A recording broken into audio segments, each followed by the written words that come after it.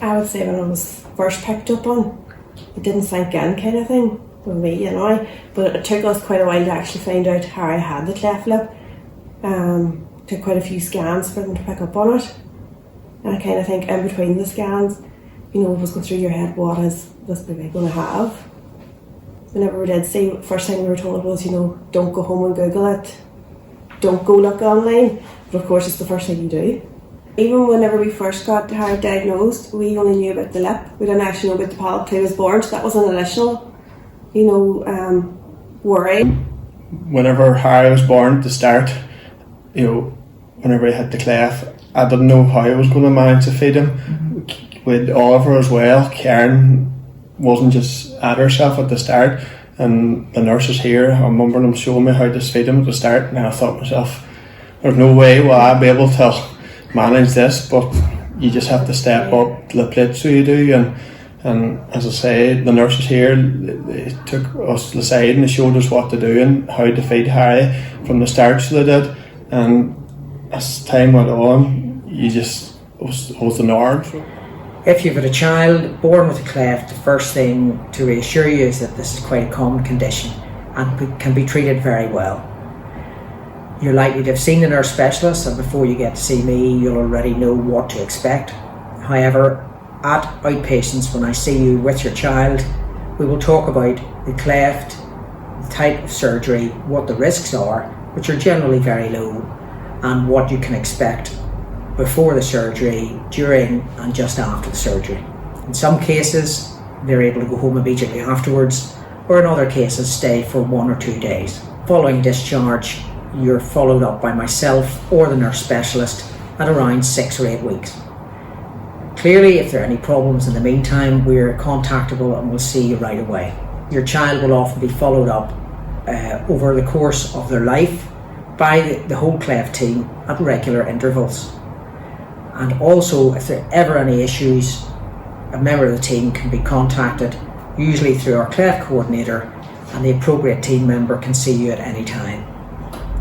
In most cases, the cleft can be fixed very well and your child can have an absolutely normal life. So anyone who's diagnosed with a cleft, our cleft nurse specialist sees them within 24 hours. And she offers support, advice, answers any questions, concerns that they have. The families are offered an appointment with a speech and language therapist at 18 months. And this is either done here at the Regional Cleft Centre, or we'll liaise with the speech and language therapist and community if the child is known to them. Following this, the first multidisciplinary team appointment is when the child is aged between 24 and 36 months. And at this appointment they will see most members of the team, including dental, the surgeon, speech and language therapy, audiology, and this really gives the family an opportunity to again answer any queries that they have, and also for us to assess the child and establish where they're at. Following this then, they will be seen at aged 5 years, 7 years if there's lip involvement, aged 10 years, 15 years, and that's when the children without a lip involvement will be signed off, and then at 20 years then. We can continue to see the children and the young people at that stage, and we never turn anyone away. We like to think that we look after our children and our families and our young people with a cleft.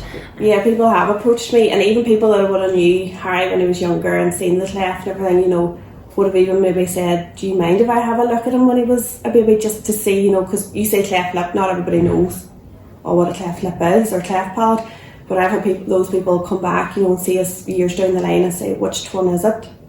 Which one was it had the cleft again? Even the man that we know ourselves of 60 years of age has had the cleft, he would have asked, which one was it had the cleft? So obviously it showed how far operations have came since he even had them.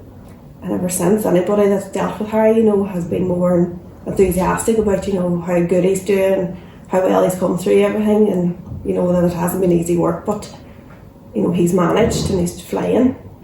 It definitely helped him with mixing with, like, he's always been seeing doctors, nurses, speech and language therapists, everyone, whereas Oliver would be more reserved in meeting new people. Whereas Harry, you know, he just goes and mixes in, no problem. Our goal as a team, along with other Cleft centres in the UK, is to ensure that our babies, our children, our families receive the utmost care. And I'm really pleased to say that we have really good outcomes here, and we will do our utmost along with yourselves to work together to make sure that your child reaches their full potential.